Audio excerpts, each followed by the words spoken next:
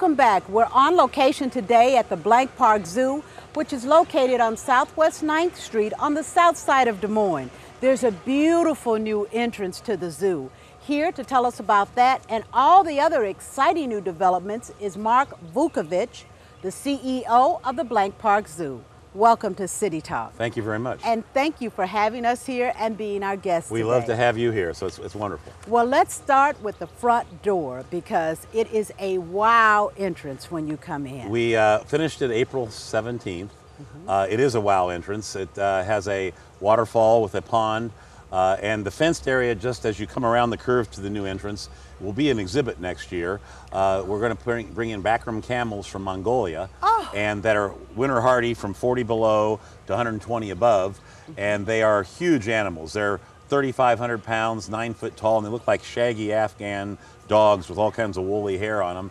And what's great about them is it'll be a free exhibit. So if you're busy or you have picking somebody up at the airport and have an hour to waste, you can come to our new park, new shelter house, new playground equipment, double-decked observation, and be able to have a picnic or have the kids run around and play for a while and watch these animals in the exhibit for free before you even get to the Blank Park Zoo. So we're really excited about adding that to our new entrance next year. That is so wonderful. I mean, when I saw that, I thought, wow. Yeah, we're really tickled by it. Tell me a little bit more about the features because I understand it's going to handle a lot more visitors than the old one. Well, last year we had 415,000 total visitor experiences, and the zoo was designed in 1984 for about 70,000 people.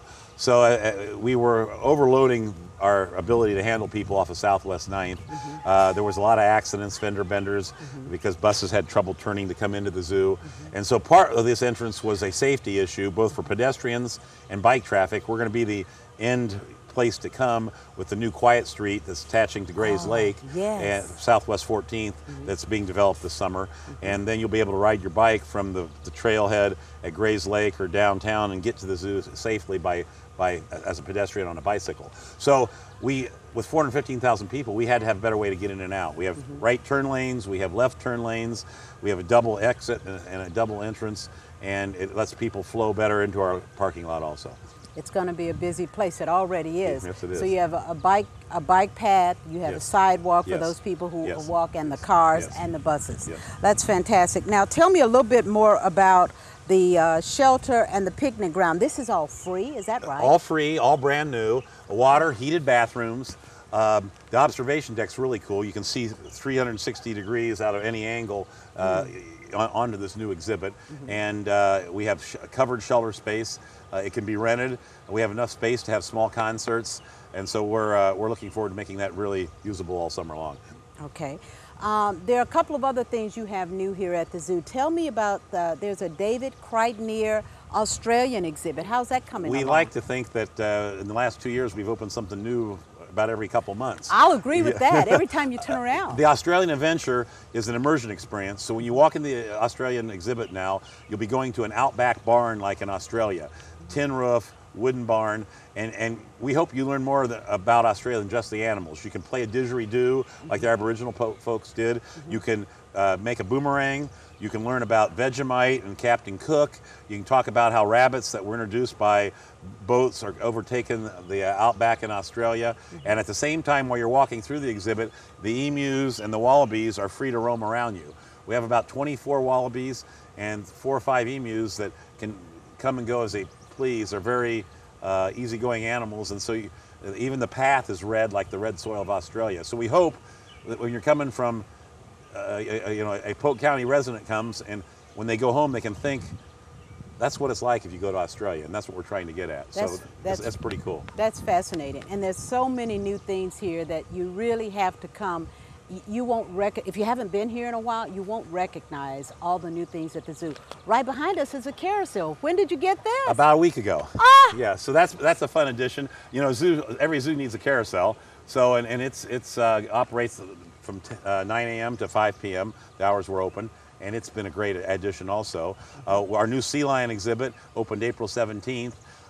It has awnings to protect the animals' eyes, and we've changed the color of the pool so the reflection doesn't cause them to have cataracts.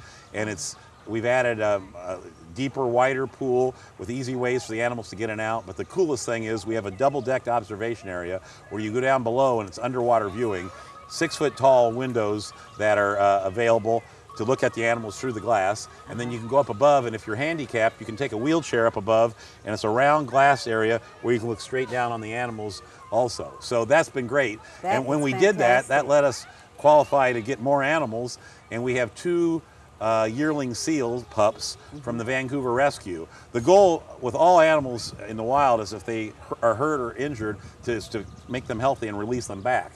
Vancouver did 135 animals last year, and these are the only 2 they could not release. The little boy has an eye issue, and he can see, but he has depth perception, so in the wild he'd have trouble catching prey. And the little girl has a flipper that doesn't bend quite right, and she's fine, but she wouldn't be quite fast enough to get away. So we took those 2 animals, and they're now in the pool, and they're about this long, weigh about 60 pounds, and they're adorable, and they love people. And we hope that in a year they'll go from boyfriend and girlfriend to mom and dad, and we'll have baby seals. That's what we hope to do. So that's a new addition also. There's a new rhino exhibit. What's in there? Our goal is to expand our African collection and have more animals for people to look at, and we feel very fortunate. There's only 62 black rhinos in North American zoos, and there's only 2,000 left in the wild. 10 years ago there were 60,000, and what's going on is they're poaching them and killing them and cutting off their horns and making medicines in the Far East and Malaysia and China, and they're killing them about 2 a day. Because the zoos had such a great reputation in breeding endangered species on small animals, we've gotten a breeding pair coming in October, and it'll be part of our new African exhibit. We'll have a male and female black rhino that'll be 2 years old, and when they turn about 3 1/2, we'll be able to have baby black rhinos. Then in conjunction with that, we're building another African exhibit that'll have eland, ostrich, cory busters, and African tortoise. And elands are an antelope that weigh about 3,500 pounds, that are 7 foot tall and have long spiked spiral horns.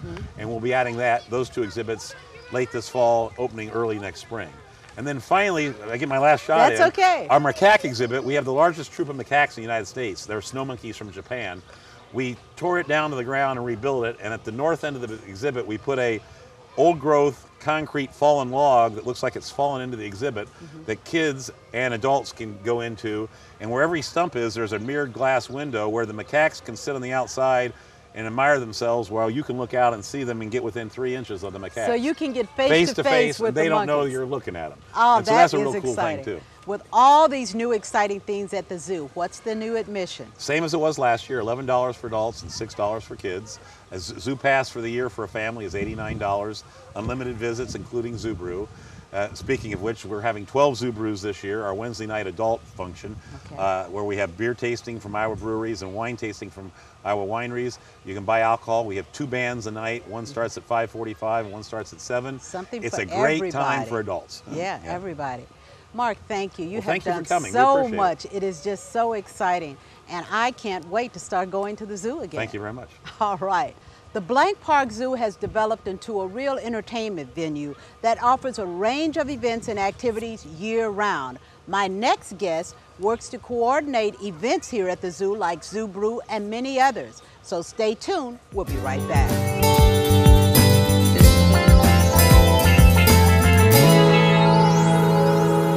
Welcome back. We're at the Blank Park Zoo with events coordinator Brittany Wickendahl. Thank you so much for coming out of your busy office to visit with us just a little bit. We understand from Mark there's all kinds of events held here at the zoo. So my first question is, where are these events held at the zoo? These events are held literally all over the zoo. We have events at our Zooplex, the kids events, Adventure Days, which are held every other Saturday during the summer. We have inflatables up at the Zooplex. We have different stations located around the outside of the zoo. We do utilize our covered pavilions for most of the events. And one of our most popular events, Zoo Brew, which happens every Wednesday in June, July, and August, happens down in the center of the zoo, right in the action with all of the animals. Well, let's start with Zoo Brew because it's the one that's most popular. What are the features of the Zoo Brew and what is the admission cost? The admission cost for Zoo Brew is $11. It's free for zoo members. And the features are every week we have a band, sometimes 2 bands, and then we feature different Iowa wines and beers that you can sample, and then you can actually buy beer, wine, margaritas, and daiquiris. Is there dancing? There is plenty of dancing. I saw some dancing last night. Okay, you have another event out here called Adventure Days. I've heard reference to it. What is that? Adventure Days is an event for kids that brings an educational component to a regular zoo visit. So we have different themes, including science, healthy living day, Zoo Olympics, what I want to be when I grow up, and we have different groups from around the state come out and share their education with the kids. Okay. Now, this one is new to me. You have weddings and bridal showers at the zoo, is that right? We definitely do weddings at the zoo. We have weddings every single weekend this summer, and we're actually hosting our first ever bridal show on Sunday, July 22nd, so that brides and their grooms can come out and see the zoo actually done up as it would be on their wedding day. How does that work? Is it free to use the zoo for a wedding, or is it like you reserve a space at a hotel? You reserve a space like any other venue in town. You can do just the ceremony. You can do ceremony and reception. We let you take your photos around the zoo, and you can have the whole space for your dancing and your dinner. Are there other things going on at the zoo during your wedding? During your wedding, you and your guests have the place to yourselves. Oh, that is wonderful. It is. Now, I understand the zoo also has private functions. I'm assuming those are office parties or birthdays? We do holiday parties, birthday parties, baby showers, really anything you need space for, the zoo has it. Fantastic. And how do I find out when I call out what the rates are, what the dates, times that it's available for? Sure, you can actually just call me at 974-2506, or you can just shoot an email to sales@blankparkzoo.org. Now, there's also something here that I was looking at on the internet that sounds really exciting called Behind the Scenes Tours. What is that? We have tours. It's actually through our development department where you can come and take tours around various animal exhibits behind the scenes, things that you definitely don't see every day. A keeper will take you around in a smaller group and show you the animals. Maybe you get to feed some of the animals. You get to see how they're taken care of. You get to see where they live, all that kind of stuff.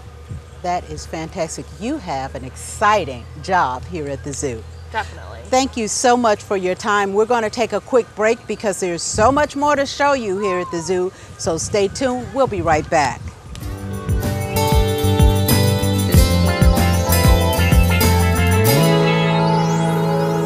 Welcome back. We are at the Blank Park Zoo's new sea lion and seal pool, and we are talking to one of the animal supervisors, Keiko Sampson.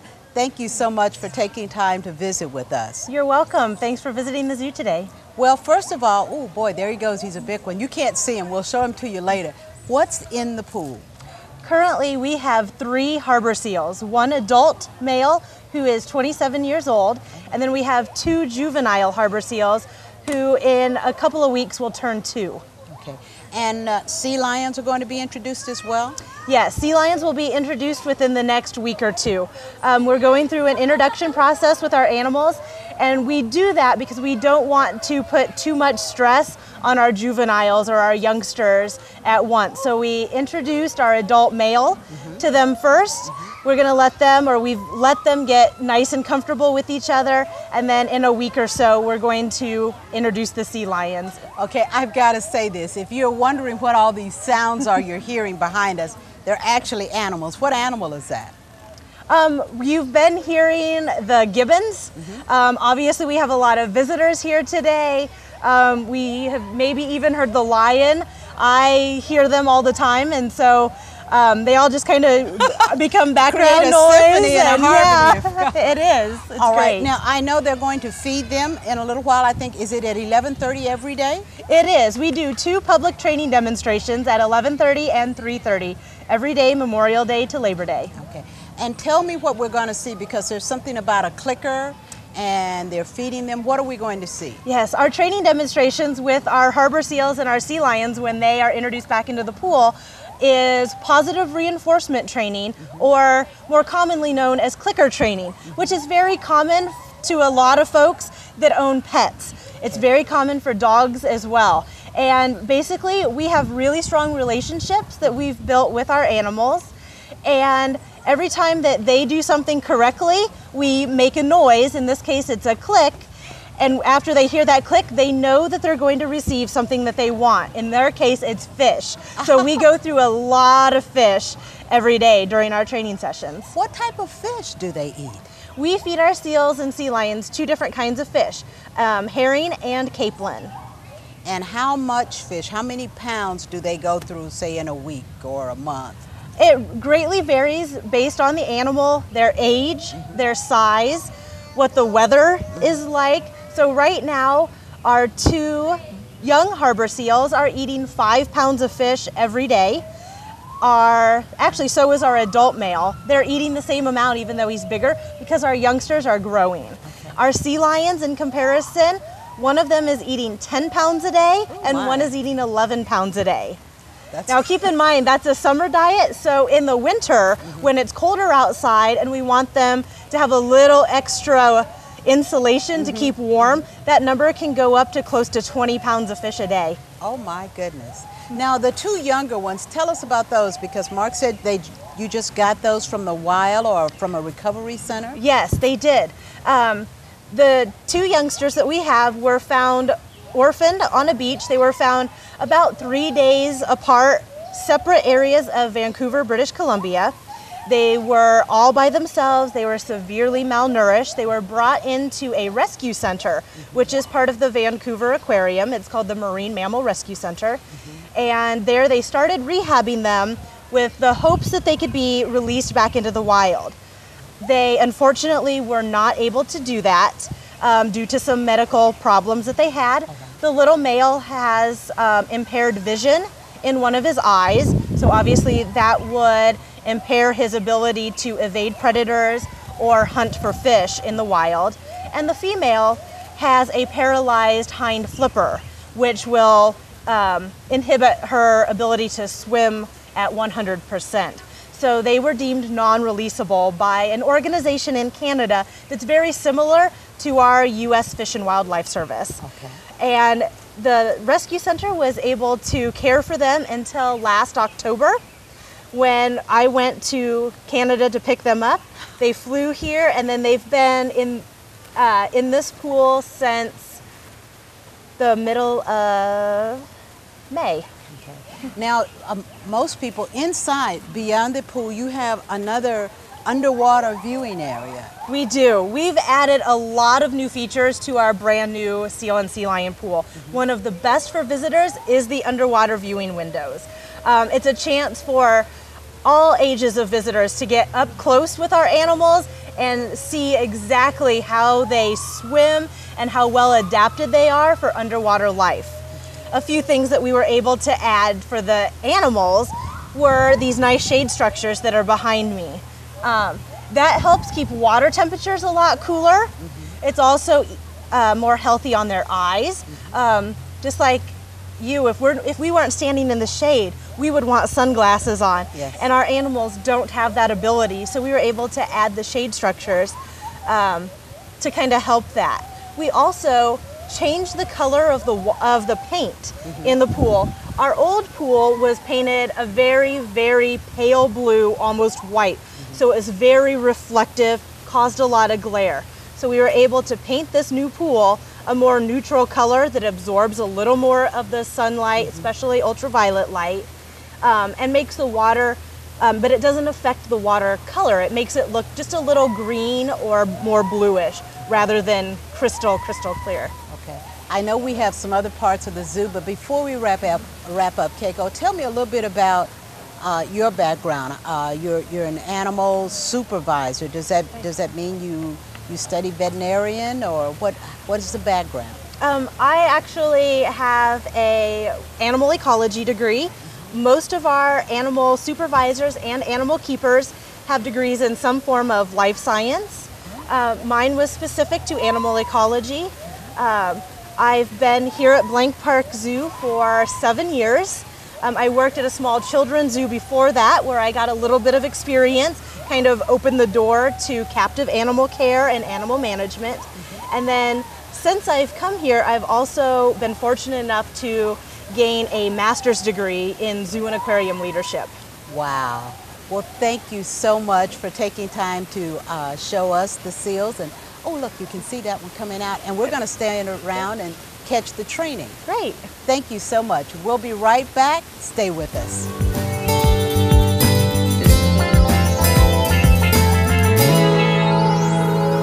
Welcome back. We are behind the scenes in an area that very few visitors get to see here at Blank Park Zoo. We're in the veterinary care clinic, and I am visiting with Megan Wright, who is an animal care supervisor. Welcome to City Talk. Hi. Well, first of all, tell us what you do here in this area of the zoo. Well, this is the vet clinic for all the animals that live here at the zoo. We do annual physicals on each animal that lives here at the zoo. We do entering exams when animals come to the zoo from another location. That may be a private collection, it may be another zoological institution. The doctor does a physical exam on them to make sure they're healthy. We sometimes have to draw blood, send off lab tests, and then they enter our quarantine area, which is up the hill.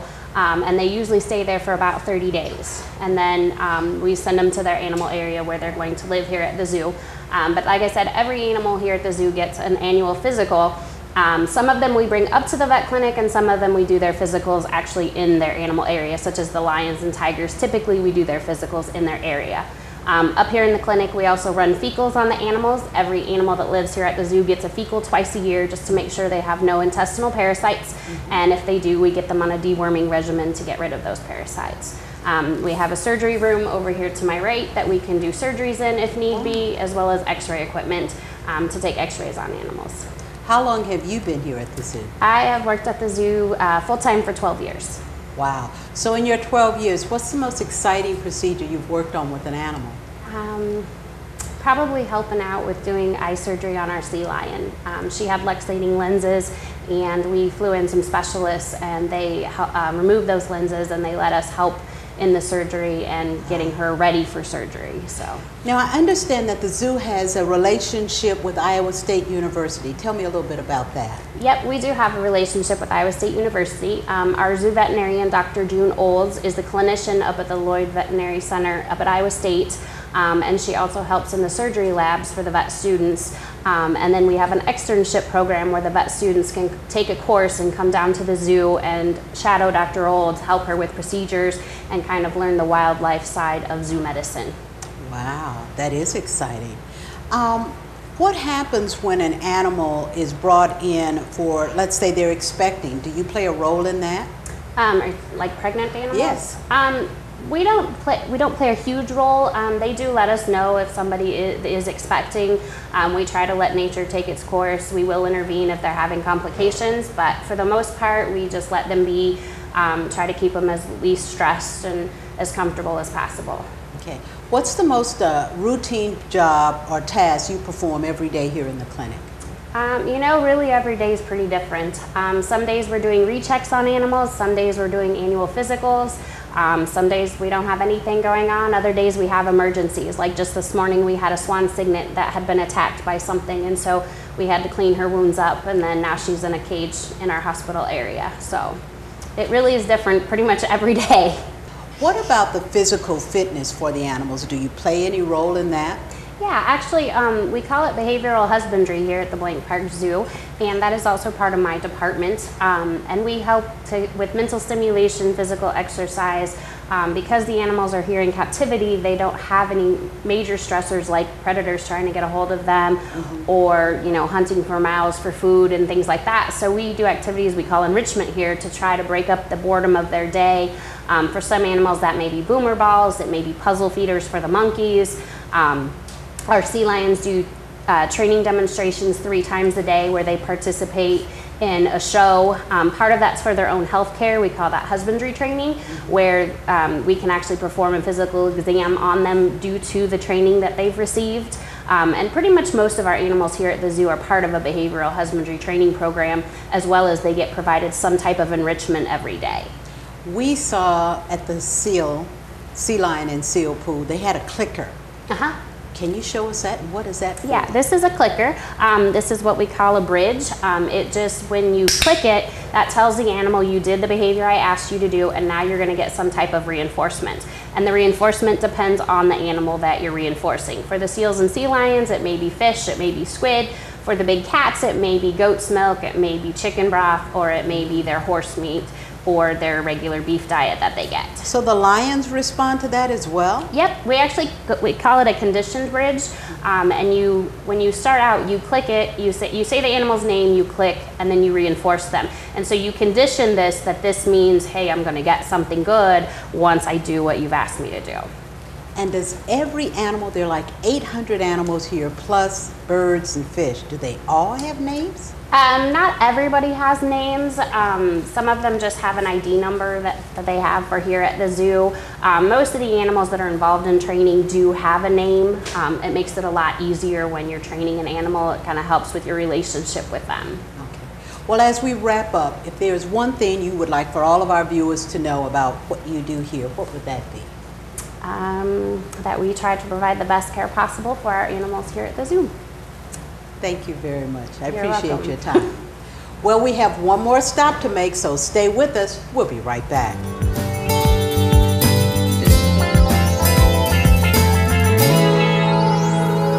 Our last stop of the day is the David Crichton Australian adventure, a must-see here at the zoo. Our last guest is Chad Comier. He is an animal curator, and he's going to tell us all about the Australian adventure. Thank you so much for joining us. Oh, thanks for having me here. Well, there are lots of wallabies and sounds, so what do we have here? Oh, well, when you walk into the exhibit, the point of the design and the concept was to give an immersive experience, so it feels like you're walking into a lifelike setting. So we have lots of rolling hills, we have trees, because it's on the table. The exhibit itself is supposed to be the Bidari Station on the tablelands of Australia. So the tablelands actually have a lot of rolling hills in Australia. So there's wallabies there, you have cassowaries coming through, emus are on the periphery of that. So what we try to do is pull it all together. And then in the barn itself, we have kookaburras that live in a barn setting in Australia, as well as we're trying to recreate it here. But these animals, they're loose, they're just roaming around. They make human contact? No, actually, we prefer that there isn't human contact, but we want to eliminate barriers to allow for a more personalized feel, better contact with people. You have a more personalized setting when you don't have a fence to look through or a barrier. And if you stay on the path, everything is great. If you stay off the path, you're probably going to have some animals running away from you. So we always like people to stay on the path, respect the animal's space. If something's coming across the path, just give them a break, give them a second to get across in front of you. They don't want to get in your way, just like you don't want to get in theirs. But how long has this exhibit been open and these animals been exposed this way to human beings? This exhibit was prior open for many years, prior to last July. Last July we finished reconstruction of this exhibit. Everything in this exhibit except for the aviary is changed. So we added some animals, we took some animals out, and we just tried to enhance all the experiences. So this current exhibit is going to be a year old in July. Okay. Now tell our guests what they see here. I see the wallaby hopping around. Yeah. What else is here? We have a couple of emus running around in here. Like we have a parakeet feeding station, so people can come in with a seed stick and feed parakeets and actually have a physical experience, and we have staff to monitor that. We have kookaburras, like I said before. There's also the prey exhibit for the kookaburras. In barns, they're going to eat mice, and they're going to eat snakes. Snakes and mice live in barns like this in Australia. So we actually have a display of inside of an old barn and a workbench. We have mice and snakes integrated into it that are live. We also have a big aviary with parrots, doves, ducks, and then we have the cassowary, one of my personal favorites, which is an endangered species that we're trying to breed here eventually. Okay. All right. Now, when we first came in, these birds, and there's a black swan over there. We'll give you a shot of that. Are those lories or lorikeets? Yeah, lorikeets. We have rainbow lorikeets as well as red lorikeets. We also have some rosellas, and eventually we'll probably add an eclectus parrot, which is like an island off the island of Australia. They live in those areas. Tell us a little bit about what your job is here at the zoo as an animal curator. It's a lot of different things. Ideally, I try to be on top of day-to-day operations for every animal in the zoo, and the zookeepers and the managers who manage them. So try to be their resource, and to some extent their boss. Try and make sure that animals get here safely, set up for shipping, finding animals for the zoo. We do a lot of trades and working with other zoos. Oversight of a lot of different things. I can dig a hole one day and sit at my computer the next. So I've gone to scooping poop to meeting a millionaire. I mean, it's it goes from here to there. It's whatever the zoo needs of me. All right. And what would you advise our viewers when they come here?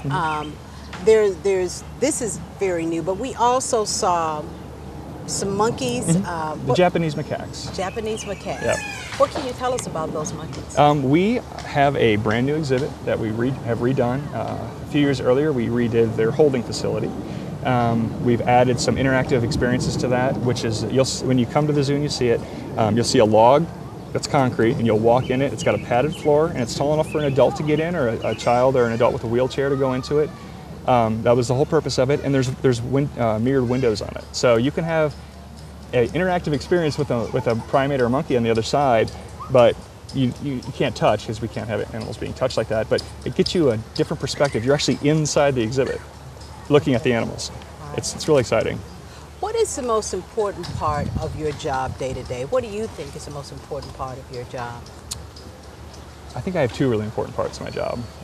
To always make sure that animal care is kept up to the highest standard, and luckily I have staff that always do that. And to try and be a supportive role for the institution and the zookeepers as a whole, which are my staff. So, hands down. Just one last question, and I know we're running out of time here. This is so interesting. What is the background? What do you train in to become an animal curator? All of my staff here have at least a bachelor's degree. There's a few of them that have their master's degree. You know, a lot of it is in animal ecology, zoology, biology, even chemistry. Really, the way you get your foot in a zoo is volunteering. You learn, because a lot of people get in the zoo field thinking, oh, I'm going to play with animals all day. Well, guess what? There's a lot of scoop and poop. There's a lot of doing dishes. There's a lot of making diets. There's a lot of projects. There's a lot of horticulture. And once in a while, there's some animal care. It's a big majority of animal care. But I think for people that are interested in getting in this field, go to their local zoo or come here. You can volunteer. Get the experience of what it's like, because you get a real life experience when you do that. And you get on-the-job training. It's not paid, but you still, that's how I started my career 14 years ago. I was a volunteer for 2 years, finished my degree, and got a position. So it's how you approach it. Be open-minded.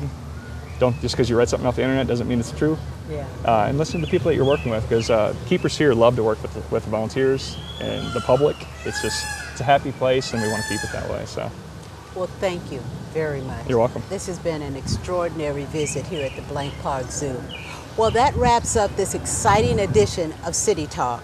I hope you will watch us again here on DMTV, City Cable Channel 7. Every month we visit with a different city department and bring you new information about our city, our services and facilities. Today's program can be seen again during the replays on the dates and times now listed on your television screen. You can also watch Channel 7 online by going to www.dmgov.org and click on Watch Live. We're also available on YouTube. Go to the city webpage for Public Information Office and you'll find the links there. www.youtube.com/City of Des Moines, Iowa. Watch any of our TV shows anytime you want with video on demand. You'll find those links also on the Public Information Office page on the city website. DMTV is provided by the City of Des Moines and Mediacom Cable. We are a 24-hour channel available 7 days a week in the basic tier of Channel 7 and also at 97.1. For more information, visit the City of Des Moines website at www.dmgov.org. I'm Amelia Hamilton-Morris. Thank you for watching.